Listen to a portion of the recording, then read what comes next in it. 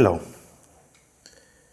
The events from 1989 to 1991 have shaken Europe in a positive sense. They brought us freedom, democracy, and peace. In this light, the more said is that we have a war since 2022 from Russia towards the Ukraine, towards Europe and towards the Western world. The more we have to talk and have to look to Ukraine, what we are doing right now, and I'm welcoming Mr. Volodymyr Yermolenko, who has different hats on. He's a philosopher, writer, journalist in international media, also writer of English books, also a professor. Volodymyr, how would you evaluate the events from 1989 to 1991 in the terms of values and what stays for these difficult times? Look, I think that they're very important to understand what is going on right now, because as far as I see the European discourse, the Western European discourse about 1989, we see a sort of a discourse of disillusion or kind of the defeated romanticism of this period. People are saying that the spirit of the 1989 is over because it was too enthusiastic, too romantic about the future. And we all remember the book by Francis Fukuyama about the end of history, this enthusiasm that there is no alternative to the liberal democracy. And now people in the Western world, as I see the trend, are rather saying that it was too naive, too rosy to look at the world in this way. And of course, Ukrainians know it very well that it was too naive, because what was kind of the enthusiasm of the 90s for the Western world was a dramatic period for the Eastern Europe, for Ukraine, for post-Soviet world. It was extreme poverty, it was the collapse of the previous systems, it was the beginning of the Russian expansionism, the wars around Russian borders already started in Georgia, in Moldova, in other regions. But what is going now, I think we should look at as a kind of a legacy with the 1989, as a continuation of the same struggle of democracy against authoritarianism.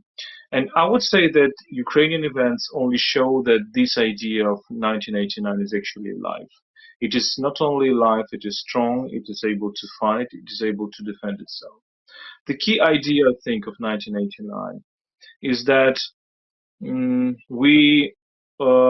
change of thinking about Eastern and Central Europe, because Russia was trying to show, at least from the 18th century, that Eastern Europe equals to Russia and Russia equals to the authoritarian empire. And the basic struggle was whether this authoritarian empire will win over a certain republican democratic spirit, or it will lose. My guess is, from the partitions of Poland since the late 18th century, from the Russian expansion to the Baltics from the 18th century to the 19th century, of course we have seen the expansion of this authoritarian model. Now, despite the fact that we see the strengthening of these authoritarian regimes, strengthening of Russia, I think in the global scale, in the global time period, we would rather say that, look, liberal democratic models are actually going farther to the east. And with the Ukrainian struggle, we see that it is going farther to the east. So rather than saying that, look, democracy is in trouble, democracy is in crisis, it has internal diseases, and it suffers from the own principles, as many Western intellectuals are now saying, I would say that I would say the reverse. I would say that democracy is very strong. It is capable of expanding peacefully, and when it is expanding peacefully, it is facing this horrible, monstrous reaction from the authoritarian regimes. I think in 1989 the world would not even imagine that actually the line of struggle between democracy and authoritarianism, despite all this tragedy of these events, in the in the longer run, we see, I would say, a certain good trend and certain optimism. If you're talking about the events coming back 30 years ago, we talked about, as you said, a strong civil society, brave people who basically said this is to overcome the dictatorship, the totalitarian regimes, the oppression. Um, what can we learn out of this today in this difficult situation, not just in Ukraine, but as we recently saw in Belarus and basically more or less many other countries? What can we do actually to educate somehow, or what are your ideas in this context? Well, look, for us, for example, of course, for Ukrainians, for Belarusians, this struggle of the Velvet Revolution and the Prague Spring, the Polish Solidarność, which were the Baltic movements, the People's Fronts, they actually brought to the spirit of 1989. And it is a bit sad to look at the Central Europe right now and seeing that for some parts of the societies, these values are less important than probably before. But I still believe that the spirit of the 1989 is actually strong in Central Europe as well. I think many of us, those Ukrainians who are actually also leading the struggle, they also are inspired by the people like Václav Havel or like Lech Walesa, or as in philosophy as Jan Patočka and many others. So in a way, I remember this famous essay by Milan Kundera, the Czech and now French writer, about the tragedy of the Central Europe. And in a way, he was as if he was saying that the Central Europe is a kidnapped West, as he would formulate it, right? And he would also draw this line between the West and the East, the authoritarian East, on the borders of the Soviet Union, the former Soviet Union. Now we see that these borders go farther east.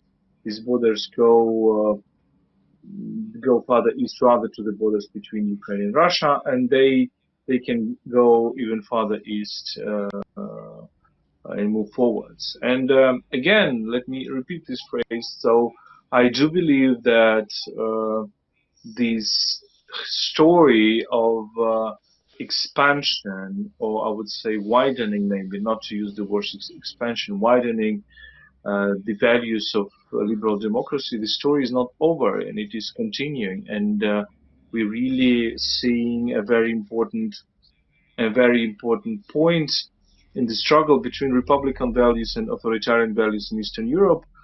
And last time, and this is not only the struggle we are defining in terms of 20th century. The struggle that goes way back in history to the 17th century, for example, to the 16th century and later. Mhm.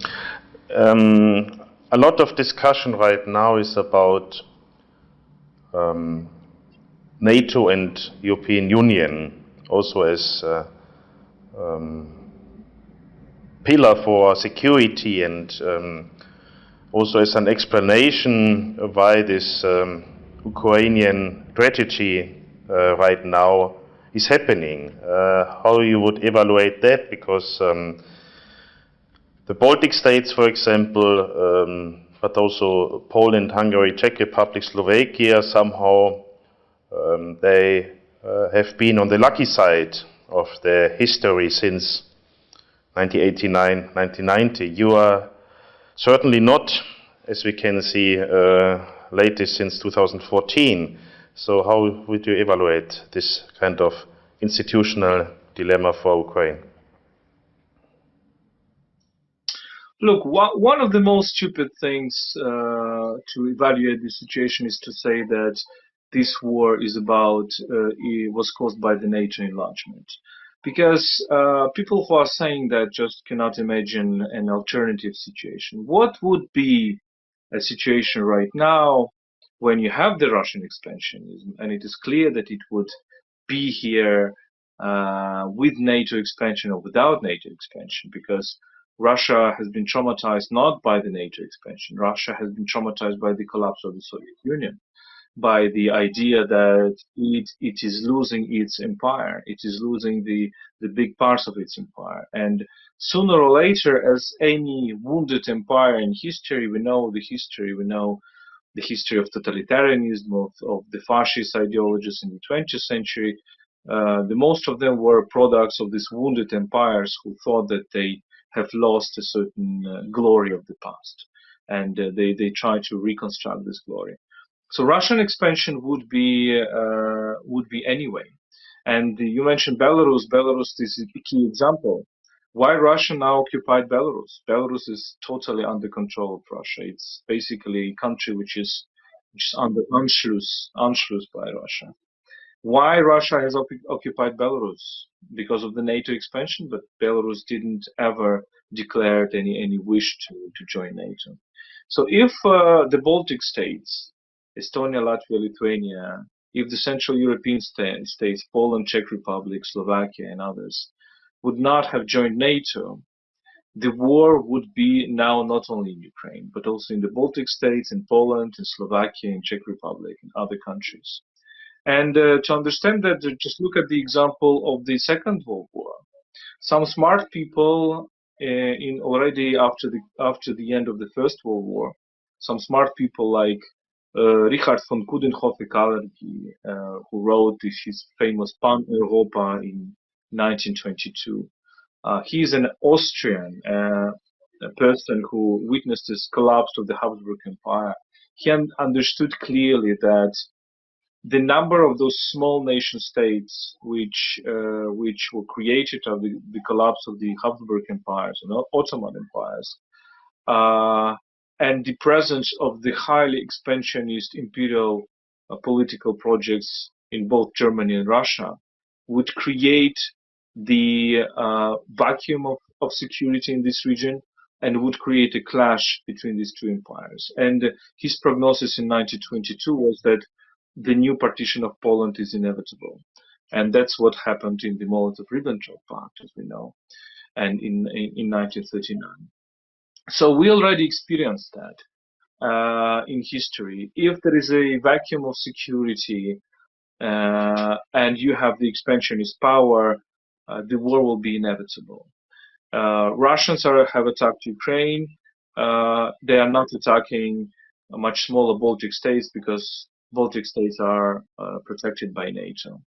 So therefore, we don't have this wider war right now for the moment. We don't know what will happen next, of course. Yeah. So if you want, and what conclusions we make out of this? If, for example, we have a small changes in Russia, the regime change, we should understand that this is a window of opportunity, and we should use this window of opportunity as smart as possible to get Ukraine, Georgia, Moldova into NATO and into the EU to limit this Russian room for maneuver. Mm-hmm. Coming then to the question, the soft human value, I would say, the question of European solidarity, which we're actually hoping to reach. We had already this difficult moments with the financial crisis 2009, 2010, then also with the refugee crisis 2014-15. And now, on the one hand, you can see that there is a big solidarity for this tragedy in Ukraine. So families took refugees from Ukraine to their home. It's a good example to be really feeling heartbroken out of this war which we are facing. On the other hand, there was also criticism towards the role of France and also of Germany not to show enough engagement. So how would you evaluate this question of solidarity from your perspective? Look, we are very grateful for this solidarity. There is immense empathy from the European countries, without any exception. The societies are really helping Ukrainian refugees. There are lots of support, also financial support by the European Union. I think this is all great. Of course, we need to understand that this war might be a long war, and how we deal with that. For example, if if certain European institutions help Ukrainians uh, to get into the EU, to find jobs there, we should also understand that we probably need these people back in Ukraine, because we should not provoke a brain drain or skill drain or knowledge drain because of the war. Yes, Ukraine is an unsafe place. Yes, there is no region in Ukraine except for Bukovina which was not shelled by the Russian missiles. Practically every city in Ukraine is dangerous. But this doesn't mean that people cannot live here. And majority of Ukrainians stayed in their country. And the whole country is like a big organism which is helping the soldiers, helping the front line. Every second citizen here is a volunteer who goes back and forth to the front line and buys the stuff for the military, and etc., etc. So we should understand that it is not the Ukrainians have left the country. It's not that these people are not willing to fight. Most probably, like 90% of the people who left are actually women with kids, and all the rest are staying here. And people who left actually also help this resistance. Now, of course, this is a question of resilience. Who would be more resilient, Ukraine or Russia? And we understand that Russia has huge resources still, and one of the key resources is obviously oil and gas trade. Here we don't really see much of the progress. We understand that when Russia earns $1 billion per day on oil and gas trade, it will finance the war for a very long time. We understand that for Europe it's very difficult to make this decision, and for Germany, which is very dependent on Russian energy resources, this problem was known for decades. Germany was reluctant to acknowledge this, but this is of course time to do that right now. And these oil embargo and gas supplies cuts from Russia are really needed. It will take time, but we should understand that we should all share this kind of a burden, because for Europeans it's an economic burden. It's a very complicated. We understand this. We really cherish the readiness to do that. We really acknowledge this, but of course you should understand that for Ukrainians it's a matter of human lives. Every day people are dying, and of course this is a matter of economy too, because Russians are really destroying Ukrainian economy, and the prognosis is minus 30% of GDP or something like that. But the second thing I think is just the Europeans need to realize that they cannot be a mediators between Russia and Ukraine anymore. They really should take sides. And France and Germany were increasingly more and more gradually, step by step, taking side of Ukraine, even in the Normandy format. And I think this has irritated Russia very much. So now the role of mediators is tried to play by Turkey, by Turkish President Erdogan. We will see whether he will succeed. But I think France and Germany should understand that they cannot be in between anymore. But This is the war which Russia wages. but This is the war which Russia wages against Europe, against the West, against democratic world. when we are looking back to 89, 90, we were thinking, as you already mentioned, Fukuyama, the end of the history, the victory of the West. Unfortunately, this war also could be a symbol for the decline of the West, because we are facing a new kind of geopolitics, also with the role of China, India, and the Estonian composer Yuri Reinvere said that he made one strong statement that Ukraine is successful only in dealings with the Western countries. So, how would you evaluate basically this situation right now, the war, in this more broader focus? Yeah? That you see that basically authoritarian systems are on the rise, and also the Kremlin narrative is strong. So, how would you evaluate it? Look, I agree. I agree that there is an increasing divide in the world, and this is probably also Russian tactics. Russians are very good in polarizing society. They were very good in polarizing European societies from within, American society, and now they're polarizing the world. So their tactics, as far as I understand it, to be as nasty as possible, to get as a strong response from the West as possible, and then go to the anti-Western world or countries who are considering themselves as West skeptic, and to say, look, we are punished because we're not like the West, and therefore we are real leaders of this anti-Western world. Call it global South or in a different way. I don't really like the word global South. I think it's plays this role of polarizing, which is Russia's game. My question is to these people who are talking about the decline of the West. That let us look in the Western history, the European history, and one French philosopher, Remy Bragg, called this eccentricity of the European idea, meaning that the European idea is able to go beyond the places it was where it was born.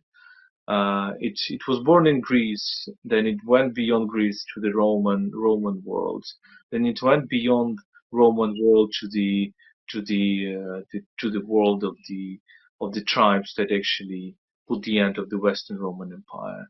Then it went beyond the Roman languages and went to the Germanic languages and to Britain or to Germany. These ideas of I don't know democracy, the rule of law, etc.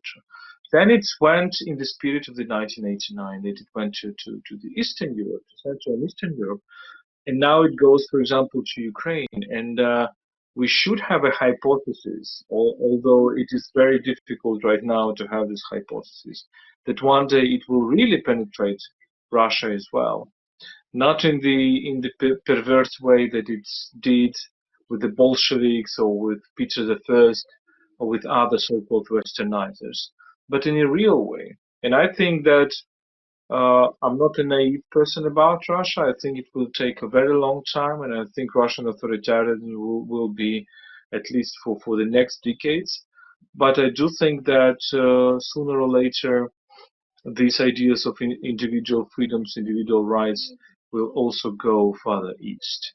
And in this case, let me repeat my thought. We should not really be so pejorative or so self-humiliating to talk when we talk about the Western civilization.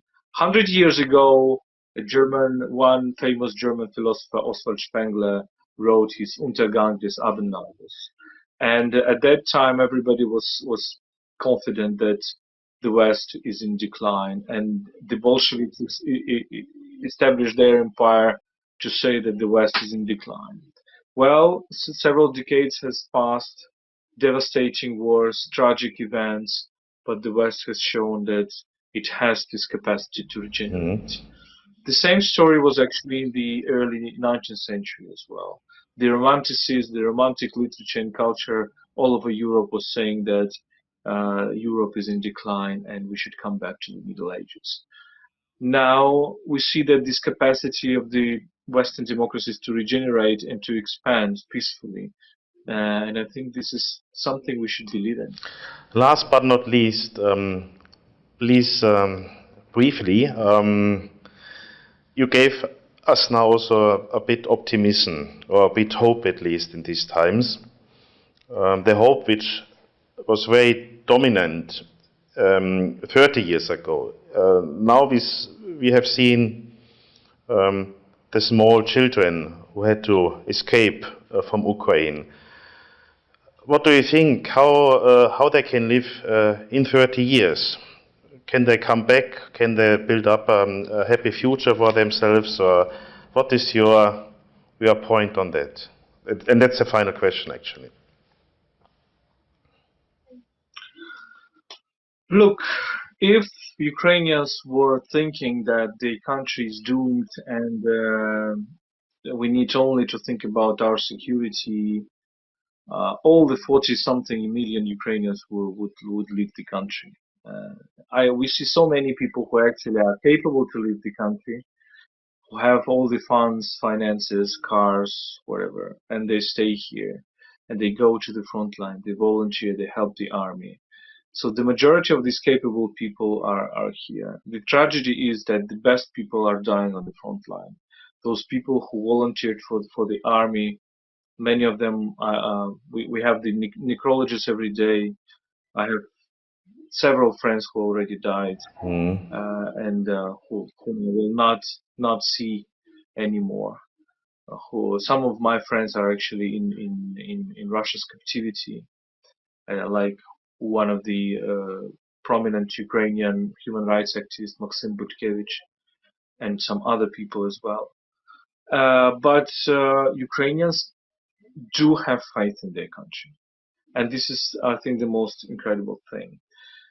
Back in 2014, I wrote an essay, Dreams of Europe, when I was kind of saying that this Europe, the old Europe, is fantastic, is very good, it has lots of achievements, but it's kind of a lost faith in itself. Ukrainians are maybe much more anarchic than this ordered Europe, but one thing they have faith in ourselves, in Ukraine, and in the European values, and in Europe itself. So I think this is something that the older Europe can get from Ukrainians as well. This faith and this optimism, despite the war. Over 90% of Ukrainians are confident that Ukraine will win. Can you imagine that? I mean, we are fighting against the nuclear power, a much bigger country with much bigger resources, and that over 90% of Ukrainians are confident that Ukraine will win. And this is not because they are kind of a brain drained or watching television. Ukrainians are increasingly left watching television, actually. They're really surfing through the internet. Some of them are, many of them are comparing different resources. But the faith that we have is the faith that we see in our people, in the events on the front line. And I remember being in Kiev in March and were contacted by foreign journalists who would be saying that, look, Kiev is encircled, so it would probably fall in a few days. What would you do? And I would be sitting in the center of Kiev and say, look, Kiev is a fortress. It will never fall, and it is fighting back. And it seems that people like me, Ukrainians who were in Kiev at that day were right. I think this is something that gives us hope. Hope is key in that, and we hope really the best. We show our solidarity, and we hope the great politician, the former Prime Minister Wilfried Martens was once writing a book. We struggle, we overcome, and I think we need this positive spirit for Ukraine, for Europe, to overcome this war Russia has caused. Thank you very much.